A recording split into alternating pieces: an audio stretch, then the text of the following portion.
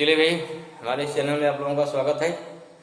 और हम लोग पिछले वीडियो में टाइप्स ऑफ वेक्टर सब पढ़े और उसके बाद डायरेक्शन कोसाइन क्या होता है इसको जाने, रिलेशन ऑफ वेक्टर इसके बारे में पढ़ चुके हैं। अब क्या देखना है, एडिशन ऑफ वेक्टर, जिसमें हमने पिछले वीडियो में डिस्कस कर चुके हैं हम कि कौन सा वेक्टर कैसे ऐड करेंगे। जैसे क्या हो गया, हेड एंड टेल मेथड कब लगाएंगे, लॉ ऑफ ट्रायंगल कब लगाएंगे, ठीक, एड करें add by two coplanar vector हो गया। और लॉ ऑफ पैरेललोग्राम कब लगाएंगे, लॉ ऑफ पॉलीगन कब लगाएंगे, एंड क्या हो गया, addition of vector by screen of component ये कब लगाएंगे। ठीक है, इसको देखना हमको वन बाई वन। ठीक है भाई, तो अब देखते हैं कि वन बाई वन इसके रूल क्या, फार्मूले क्या है, थोड़ा सा जानने का प्रयास करते हैं और कैसे कैसे क्वेश्चन मिलेंगे हमको। ठीक है, और उन क्वेश्चन को हमको प्रैक्टिस करना है, तभी जाके एग्जाम में लगा पाएंगे, सॉल्व कर पाएंगे। अदरवाइज क्वेश्चन बड़ा आसान रहेगा, लेकिन दिक्कत क्या होती है, फिर उसको सॉल्व करने में दिक्कत होती है। ठीक भाई, तो ये पहले मैंने बता दिया आपको हेड एंड टेल मेथड, इसमें कोई खास नहीं, इसमें जैसा एक कंस्ट्रक्शन है और एक कंपटीशन में मिलता है, लेकिन रेयरली मिलता है।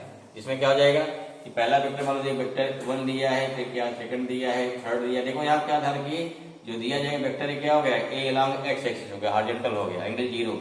यहाँ वेक्टर बी हो गया, एंगल दिया रहेगा यहाँ पे। वेक्टर सी हो गया, एंगल सपोज गिवन रहेगा, आपको ध्यान रखिए हमेशा। ठीक है ना, यहाँ वेक्टर ए हो गया, ये वेक्टर बी हो गया, वेक्टर सी हो गया। अगर आपको इसको ऐड करना है, क्या बताया था हमने कि ये फर्स्ट ए क्या करेंगे, वेक्टर ए खींचेंगे, इसे क्या, इससे एंगल कितना है 60 डिग्री बनाते हुए वेक्टर क्या हो गया, वेक्टर बी हो गया। अब यहाँ इसका मेजरमेंट दिया रहेगा, वेक्टर बी कितना है, 4 न्यूटन है, 5 न्यूटन है, जितना दिया रहेगा उसके लिए क्या लेंगे, एक प्रॉपर स्केल लेंगे। उस प्रॉपर स्केल से जैसे वेक्टर दिया कितना, वेक्टर दिया मान लो 10 मीटर पर सेकेंड वेलोसिटी है।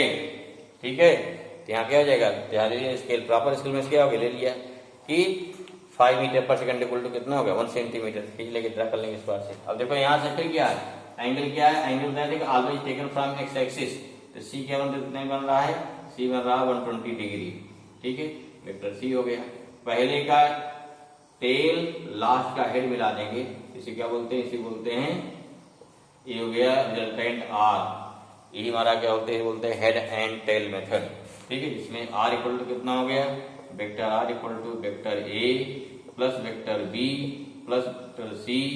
ठीक है, 3 है भाई, हो गया, यही आंसर हो गया इसका। अब यहाँ इसको स्केल से नाप लेंगे, स्केल से मेजर कर लिया। ठीक है, जब स्केल से मेजर कर लेंगे, यहाँ क्या मिल जाएगा, तो आपको मिल जाएगा कितना इसका मैग्नीट्यूड है, एंगल ना थे, एंगल नाप लीजिए, तो थीटा क्या हो गया, थीटा इसका एंगल हो जाएगा। ठीक है, direction of R from vector A निकलेगा and magnitude of R we can find by measuring the distance. क्योंकि यहाँ स्केल नाप रखा, मान लिया 10 मीटर पर सेकंड है। अगर स्केल हमने पहले कंसिडर कर लिया है कि 5 metre per second equal to 1 centimetre, then by using of this scale we can find the value of resultant. This is a simple method. Okay, second क्या हमारा है, सेकंड है लॉ ऑफ ट्रायंगल। किसको add करता है, this can add to coplanar vector. किसको add करेगा, add करेगा लॉ ऑफ ट्रायंगल। ठीक है, ट्रायंगल ऐड करेगा टू कोप्लेनर वेक्टर। तो कोप्लेनर हमारे जो एक ही प्लेन रहेंगे, मान लो वेक्टर ए हो गया, ठीक है, वेक्टर बी हो गया, दो एक ही प्लेन पर है। कितना एंगल, ए एंगल आपको दिया रहेगा, एंगल थीटा मान लो, एंगल दिया रहेगा, एंगल ए और बी, ये कंफर्म होना चाहिए। ठीक है ना। अब यहाँ इसका रिजल्टेंट क्या आता है, ए ट्रायंगल के थर्ड साइड आता है, लेकिन इसलिए हमें कोई जरूरत नहीं है। इसका स्टेटमेंट ये होता है, व्हेन टू कोप्लेनर वेक्टर्स या if two coplanar vector can be represented by to sides of a triangle in direction and magnitude, then the resultant of these two vectors can be represented by third side of the same triangle in the same order and magnitude. Okay, suppose angle theta होगा, देखिए वैसे इसको मिला दो, मिला के हमने क्या निकालना है, जो चीज निकालना है इसमें होता है, मिला दिया इसको। ये मान लो क्या वैल्यू होगी, पी हो गई, वैल्यू क्यू हो गया, आर हो गया, यहाँ एस हो गया। ठीक है, अब देखिए वेक्टर भी हो गया, इसका क्या, इसका मॉड हमें क्या निकालना है। अगर यहाँ को आर का मॉड निकालना है, सिंपली क्या लिखेंगे, आर का मॉड या आर लिखेंगे, कितनी वैल्यू आएगी। ठीक है, अब जानते हैं बी का मॉड क्या हो जाएगा भाई, बी हो जाएगा, इसका मॉड क्या हो गया, सिंपली बी हो गया। ए का मॉड कितना, ए हो जाएगा, मॉड बात कर रहे हैं ना, अब यहाँ देखो कितना हो गया, ए हो गया बी cos थीटा कर लेंगे इसका मैग्नीट्यूड। यहाँ क्या हो गया बी साइन थीटा ना, क्यों ये cos क्या हो गया, ये थीटा के पास है साइड हमारी, इधर जाएगी क्या परपेंडिकुलर जो साइन हो जाएगा, होता है ना।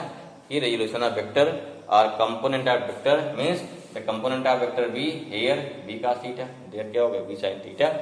That's why R equal to कितना हो गया A plus B cos theta whole square plus क्या हो जाएगा ना, आर क्या हो जाएगा अंडर रूट क्या होता है भाई A plus B cos theta whole square and plus क्या हो गया बी sin थीटा का होल स्क्वायर। अब इसको सॉल्व करने कितना मिलेगा, ये पहला फार्मूला बन गया ए स्क्वायर जो याद रखना है B square plus 2ab cos theta. ये फार्मूला बहुत जगह यूज होता है इसलिए फार्मूला याद कर लीजिए, याद होगा इस टाइप की दिक्कत नहीं है। नेक्स्ट क्वेश्चन देखिए, यह बात याद नहीं होने की बात है, हम चीजों को कितना डीपली समझ रहे हैं, ठीक है। क्वेश्चन पढ़े कितना समझ लीजिए, अदरवाइज क्या होता है क्वेश्चन बहुत ही आसान दिया रहता है फिर भी क्या है वो क्या कह रहा समझ नहीं आता है, ठीक है। अब यहाँ क्या फाइंड करना है, मान लीजिए तो हो गया मैग्नीट्यूड ऑफ आर, अगर ये दिया find the direction of R. अब देखिए direction of R from which, क्या डायरेक्शन ऑफ आर बीच फाइंड कर पाएंगे, क्योंकि हमने क्या डायरेक्शन से हो गया कि एंगल फ्रॉम एक्स एक्सिस, तो यहाँ वेक्टर बी एक साथ एंगल बना रहा है लेकिन वेक्टर बी आर के साथ कोई डायरेक्ट एंगल नहीं बना पा रहा है, ठीक है ना। तो ऐसी कंडीशन क्या है, फिर क्या करेंगे, तब यहाँ क्या हो जाएगा, अब अगर इसकी बीच फाइंड इसको आगे बढ़ाओ, यहाँ भी बढ़ाई तो इसका ही बीच फाइंड कर सकते हैं, बहुत मुश्किल हो जाएगा। इसलिए क्या हमेशा क्या इसमें आता है direction of R from vector A find करते हैं, ठीक है, पहला वेक्टर हो गया, ठीक है। तो यहाँ क्या हो गया दिस मीन्स अगर डायरेक्शन फाइंड करके दे दिया तो ध्यान रखिए हो गया direction of vector R from vector A, first vector हमारा कितना हो गया, ये हो गया tan अल्फा, कितना हुआ tan अल्फा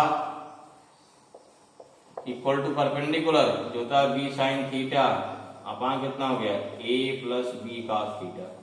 आपको ये फॉर्मूला याद रखो, सीधे जहां लगाना सीधे लगा देंगे, कोई दिक्कत नहीं भाई। ये हमारा फॉर्मूला याद, अल्फा इक्वल टू कितना हो जाएगा tan इनवर्स कर देंगे, मान लिया अल्फा नहीं तो अल्फा कितना हो जाएगा, अल्फा इक्वल टू हो जाएगा tan inverse B sine theta upon A plus B cos theta, ठीक है। तो ये हो गया क्या, ये हो गया लॉ ऑफ ट्रायंगल हो गया, लगा लेंगे इसमें कोई दिक्कत नहीं है, ठीक। अगला देखिए फिर अगर निकलना कहीं लॉ ऑफ पैरेललोग्राम, देखिए क्या होता है इसमें, क्या क्योंकि सेम है, ऐसी कोई नई चीज नहीं है, लॉ ऑफ पैरेललोग्राम भी बिल्कुल सेम है, ठीक है। Just be try. तो लॉ ऑफ पैरेललोग्राम क्या हो जाएगा, इसमें देखिए दो वेक्टर रहेंगे, two vector can be represented by two adjacent side of a parallelogram, अर्थात जो मेजरमेंट हमारे क्या हो गया इस साइड को भी वही हमारे वेक्टर को भी, और जो एंगल होगा दोनों बीच एंगल थीटा मान लो गया। अब वेक्टर एक पैरेलल लाइन क्या खींचना है, वेक्टर बी खींचना है, वेक्टर बी पैरेलल कहाँ खींचे, वेक्टर खींचिए। अब देखिए जस्ट वी नो कि पैरेललोग्राम की जो साइड क्या होती है फ्रंट साइड इक्वल होती है, तो इसमें क्या ये दोनों साइड इक्वल हो गई, डायरेक्शन दोनों पैरेलल है इक्वल है ही है, दैट्स व्हाई क्या दिस साइड क्या हो गया बोथ आर इक्वल वेक्टर। अगर यहाँ वाले पी हो गया क्यू हो गया आर हो गया एस हो गया, क्या हो गया क्यू आर इक्वल टू क्या हो गया vector Q R equal to vector P S, दोनों इक्वल वेक्टर हो जाएंगे, जिसमें ये भी आपका वेक्टर बी हो जाएगा, वेक्टर के ऊपर हो जाएगा। अब देखो भाई एंगल मान लो कितना यहाँ पे है, एंगल यहाँ थीटा है, इसको बढ़ा दीजिए आगे, ये भी कितना एंगल हो जाएगा, ये एंगल कितना हमारा ये भी थीटा हो जाएगा ना, थीटा हो गया। अब इनका रिजल्टेंट कहाँ जाता है, ये जाता है इसके डायगोनल से, ये इसका स्टेटमेंट है, ठीक है। देखो पॉइंट आ रहा है, ये क्या हमारा है, ये हमारा वेक्टर आ ध्यान रखिए, ठीक है ना। तो ये क्या हो गया इस बार से, यहाँ पॉइंट मान लो टी हो गया, इसका मान कितना हो जाएगा, कंफ्यूजन कर रहा आर, तो पी क्यू मान लो, हमने यहाँ एस मान लिया, ये कंफ्यूजन ना हो, पी क्यू एस टी, ठीक है, यहाँ यू मान लो, ये कंफ्यूजन ना हो। अब यहाँ देखो क्या हो जाएगा, यहाँ पर ये वैल्यू कितनी आ जाएगी, ये आ गई बी cos थीटा आया, ये बी साइन थीटा है, कंफ्यूजन भाई बी क्या इसका मान हो गया, ए इस साइड का मान हो जाएगा, आर क्या इसका मान हो जाएगा, ठीक है। अब क्या पूछा जाए उसके अनुसार निकाल देंगे, that's why what is R, देखो सेम फिर क्या बन गया, फिर गया लॉ ऑफ ट्रायंगल बन गया ना, पी एस यू, फिर ट्रायंगल बन गया हमारा, ट्रायंगल बन गया, लगा देंगे फिर बात है थ्योरम, कितना हो गया R equal to same value आ गई A square plus B square plus 2ab cos theta, R आ गया। अगर देखो दो एंगल आएगा, पहला एंगल हो गया अल्फा, एंगल कितना हो गया बीटा। अब देखिए यहाँ पहला हो गया नंबर 1, अगर निकालते हैं direction of R from vector A, direction of R from vector B, okay. तो क्या हो जाएगा यहाँ पे आर निकल गया, डायरेक्शन ऑफ अल्फा बन गया परपेंडिकुलर अपॉन बेस, क्या हो गया बी साइन थीटा, परपेंडिकुलर हो गया, बेस हो गया A plus B cos theta. ऐसे निकालेंगे बी डायरेक्शन किससे, आर डायरेक्शन बीस निकालना है, यहाँ सारा खींचा जाएगा वही जैसे यहाँ बना है, ठीक है। कंपोनेंट यहाँ लेंगे तो इन दिस वे सीधे जैसे ए लिया है, अब यह कैसे याद रखेंगे, अल्फा लिया एक सामने बी दूसरा वेक्टर है ना, तुम्हारा बी साइन थीटा स्टार्ट हुआ है, ऐसे बीटा लेंगे इसके फ्रंट कहाँ गया ए, तुम्हारा ए साइन थीटा आ जाएगा plus B plus A cos theta, this is the angle. अब जैसे क्लियर, आसान भी है, 10th पढ़ भी चुके हो तो 11th में, ठीक है। तुम्हारा क्या हो गया, इस फॉर्मूले से वैल्यू अपने कोई क्वेश्चन दिया है अगर वो पैरेललोग्राम दिख रहा है तो वहां लगाएं। जैसे एक क्वेश्चन लिखते देखो कैसे करते भाई, तो हमने क्वेश्चन ले लिया कि कोई ब्लॉक है, इस पे दो फोर्स लग रहा है F1 F2 4 Newton 6 Newton and both have angle 60 degree, ठीक है। क्या निकालना है, find resultant force and direction of resultant force from 4 Newton, ठीक है ना। 4 न्यूटन फोर्स से उसकी क्या डायरेक्शन होगी, देखो दोनों पॉइंट सिंपल क्या पहचान क्या है, तो दोनों फोर्स कहाँ लग रहे हैं, सेम पॉइंट से स्टार्ट हो रहे हैं। अगर एक ही पॉइंट उनका ओरिजिन है, एक ही पॉइंट मीट कर रहे हैं, दैट इज क्या कोइनिशियल हो गया, दो फोर्स हैं, दैट से we should applied here law of parallelogram.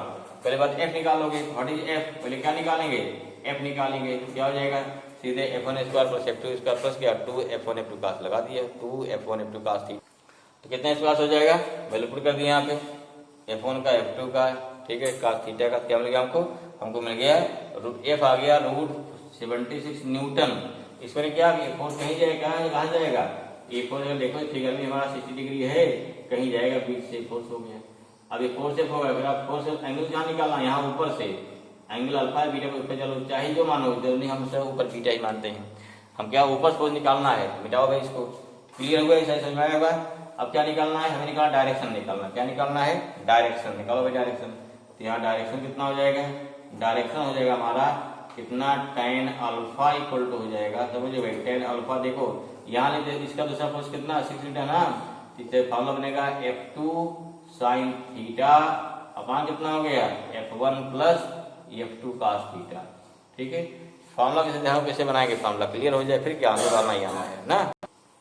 तो इसके बाद क्या वैल्यू पुट कर दिया सर इसमें, हाँ तो यहाँ चूंकि F2 कितना 6 है, F1 क्या 4 है, तो हो जाएगा 6 sin 60 upon 4 plus 6 cos 60, that's why putting all values, then we obtain alpha equal to tan inverse 3 root 3 upon 7. In this way we can find direction. So we should cautious about the direction, how we can find direction and which direction we want to find.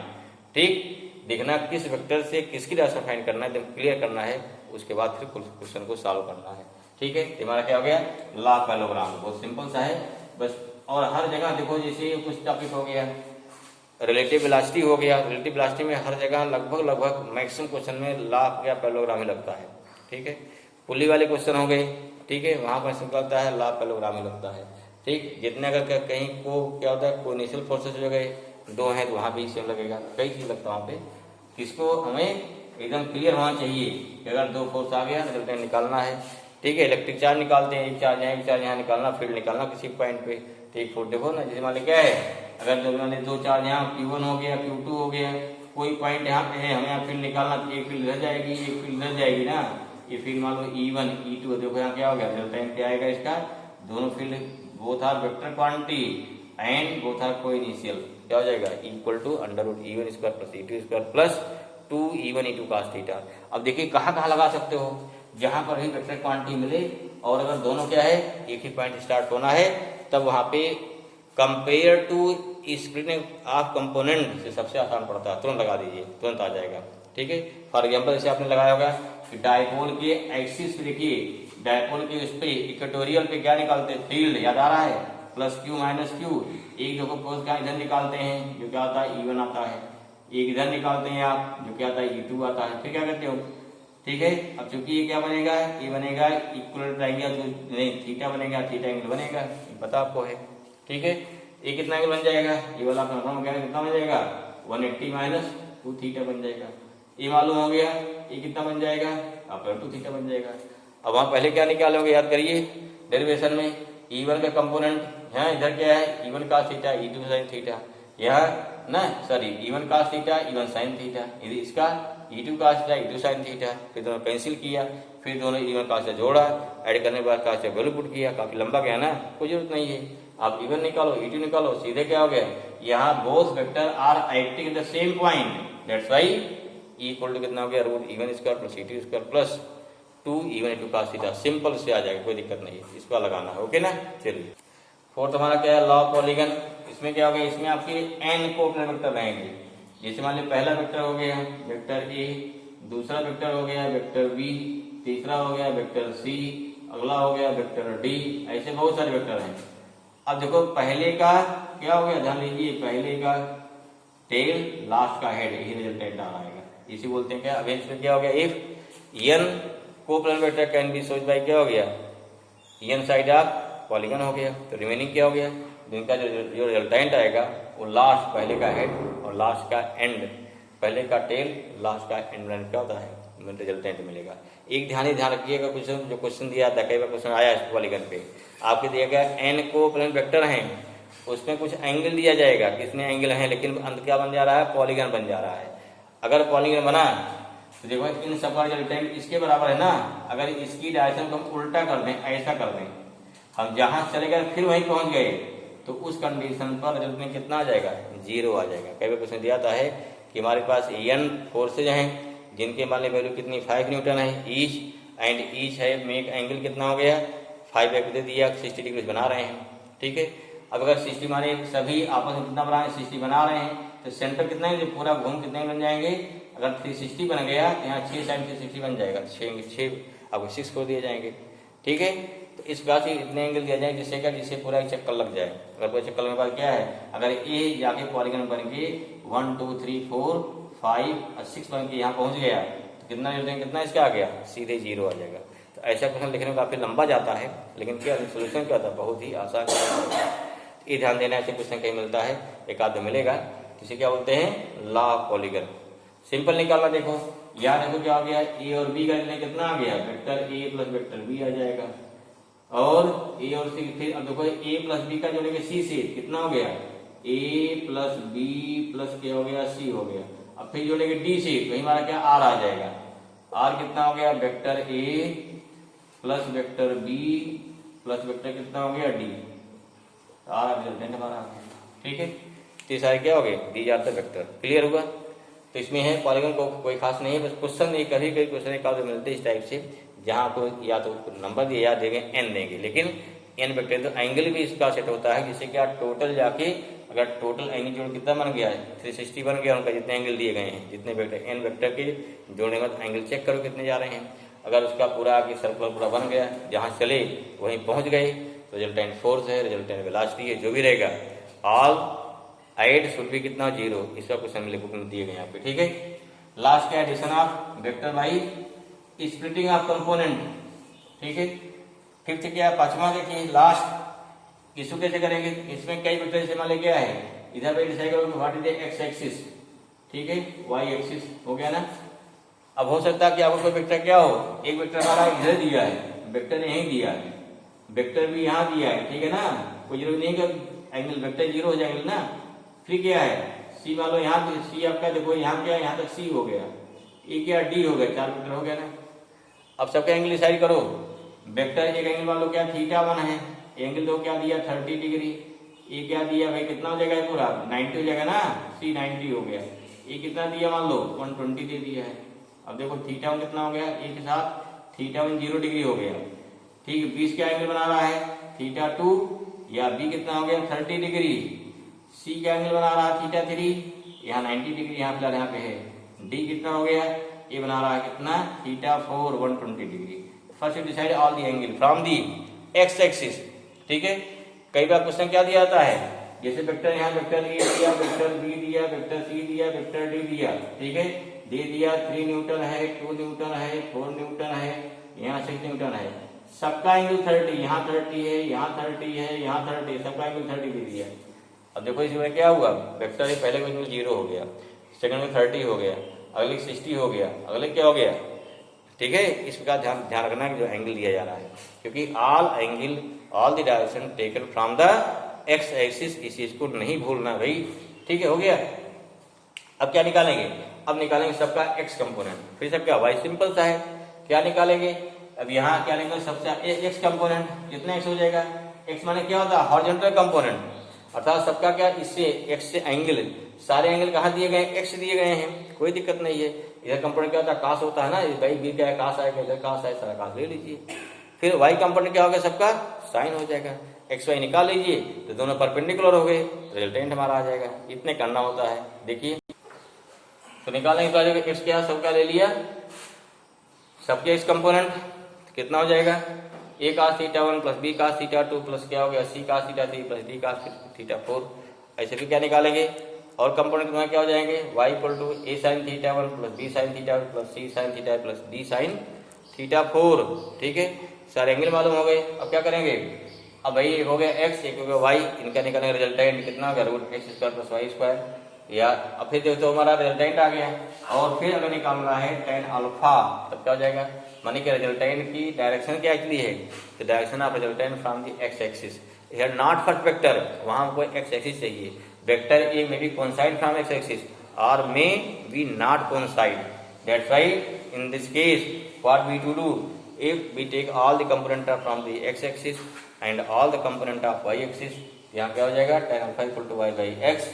तो देखो ये क्या हो जाएगा, ये हमारा क्या हो जाएगा, इधर पूरा y हो गया ना, इधर पूरा x हो गया, इसलिए क्या हो जाएगा tan alpha equal to y by x, और this implies that alpha equal to tan inverse y by x.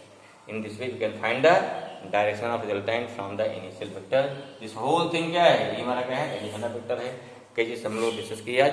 ठीक, अब क्या बचता है, सबट्रैक्शन और रिलेटिव वेलोसिटी दोनों सेम है। सबट्रैक्शन में क्या होता है, देखो वेक्टर में कोई सबट्रैक्शन चीज नहीं होती है। तो क्या करते हैं, जिस वेक्टर को सबट्रैक्ट करना होता है उसे क्या करेंगे, उसे पहले वेक्टर के साथ जिसमें सबट्रैक्ट करना है उसकी डायरेक्शन को उलट करके ऐड कर देंगे। ठीक है, तो ध्यान रखिए सबट्रैक्शन कोई चीज नहीं यहाँ पर है, तो जहां पर वेक्टर को सबट्रैक्ट करना है, जैसे मान लीजिए क्या है, सपोज वेक्टर ए इधर है, वेक्टर बी आपका इधर कहीं दिया, वेक्टर बी यहाँ पे है, हमें निकाला रिजल्टेंट। देखो ध्यान रखिए, अगर कहीं क्वेश्चन ध्यान पढ़ो, अगर दिया रिजल्टेंट तो सिंपल क्या इनको जोड़ देना है, A plus B angle you can find. अगर निकालना है सबट्रैक्ट या निकालना है क्या है, ठीक है ना, चेंज, क्वेश्चन देता है find the change of velocity, तो माइनस बी हो जाएगा ना, तो क्या करें इस डायरेक्शन पर भाई, तो माइनस बी हो गया। अब क्या हो जाएगा, ये वाला चेंज आ जाएगा या सबट्रैक्शन आ गया, ये क्या हो गया ए माइनस बी, और simply can say A plus minus B, ये करना तो बाकी सेम रूल चलेगा भाई, कौन से, एडिशन वाले। ठीक है, चलिए इसको डिस्कस करेंगे इस वीडियो में, क्योंकि इसी कंसेप्ट पर चलेगा हमारा रिलेटिव वेलोसिटी। ठीक है ना, जिसमें हम लोग रिलेटिव वेलोसिटी पढ़ेंगे, डॉट प्रोडक्ट और क्रॉस प्रोडक्ट पढ़ेंगे, फिर उसके कहाँ कहाँ एप्लीकेशन है वो जानना जरूरी है, कितने फॉर्मूले बनेंगे। ओके भाई, तो इसके लिए हम देखते हैं, वेट करते हैं इस वीडियो का। Okay, thank you.